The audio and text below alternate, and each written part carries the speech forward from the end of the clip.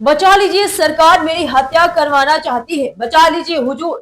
Court room में जब सुनवाई के लिए पूर्णिया से निर्दलीय सांसद पप्पू यादव पहुंचे तो जज के सामने फूट फूट कर रो पड़े। पप्पू यादव जज के सामने हाथ जोड़कर खड़े रहे और जब जज विनती करने लगे। कोर्ट में जब पप्पू यादव पेशी के लिए आ रहे थे तब भी कैदी वैन में उदास और भावुक नजर आ रहे थे। दरअसल मंगलवार को पटना की एमपी एमएलए विशेष अदालत में पेश हुई। इस दौरान भावुक होकर अपनी जान को खतरा बताया। जज के सामने हाथ जोड़कर उन्होंने कहा कि उन्हें साजिश के तहत मारने की कोशिश की जा रही है और उनकी सुरक्षा सुनिश्चित की जाए। मीडिया रिपोर्ट्स के अनुसार सुनवाई के दौरान पप्पू यादव करीब 20 मिनट तक जज के सामने हाथ जोड़कर खड़े रहे और फूट फूट कर रोते हुए अपनी आप बीती सुनाई। उन्होंने आरोप लगाया है कि उन्हें पीएमसीएच में लावारिस छोड़ दिया गया था और वार्ड के बाहर एक इंजेक्शन लगाया गया, जिसके बाद उनकी तबीयत बिगड़ने लगी। सांसद ने कहा कि मुझे शक है कि गलत इंजेक्शन देकर मेरी हत्या कराने की साजिश हो सकती है। उन्होंने जज से कहा कि मैं सरेंडर करने वाला लेकिन तभी सादे कपड़ों में मेरे घर बहुत से हथियारबंद लोग आए। एसपी नहीं आते तो पता नहीं क्या होता।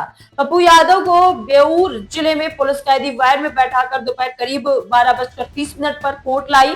जैसे ही वैन कोर्ट परिसर पहुंची वहां समर्थकों और पुलिसकर्मियों की भारी भीड़ जुट गई। वैन से उतरने से पहले सांसद ने हाथ जोड़कर लोगों का अभिवादन किया और इसके बाद पुलिसकर्मी उन्हें व्हीलचेयर पर बैठाकर अदालत के अंदर ले गए। अपनी बारी आने से पहले वे कोर्ट के बाहर व्हीलचेयर पर बैठे इंतजार करते रहे। इस दौरान उनके समर्थक भी बड़ी संख्या में मौजूद थे। दोपहर 2 बजे जज के कोर्ट में बैठने के बाद उनकी जमानत याचिका पर सुनवाई शुरू हुई। जैसे ही जज ने उनका नाम पुकारा, पप्पू यादव व्हीलचेयर से लड़खड़ाते हुए खड़े हुए। हाथ जोड़कर उन्होंने कहा कि हुजूर, मैं सांसद हूँ, मुझे बहुत काम होते हैं, लेकिन मैं कभी कोर्ट से भागा नहीं। मैं सरेंडर करने वाला था। सादे कपड़ों में हथियारबंद लोग मेरे घर आए थे।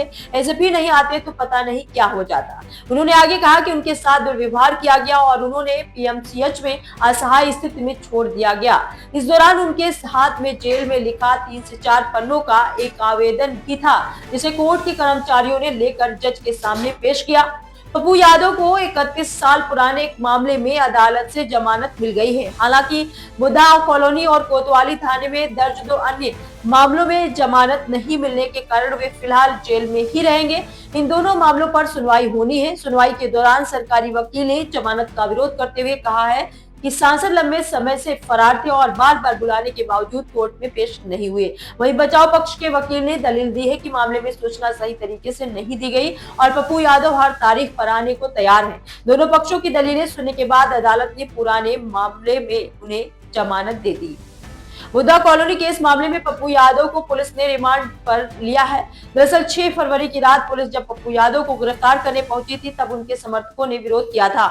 इस दौरान सरकारी काम में बाधा डालने का मामला दर्ज किया गया। दूसरा मामला कोतवाली थाना केस में दर्ज है, जिसमें 27 मार्च 2017 को बिजली टैरिफ बढ़ोतरी और बीएसएससी पेपर लीक के खिलाफ प्रदर्शन के दौरान सड़क जाम करने को लेकर केस दर्ज हुआ था।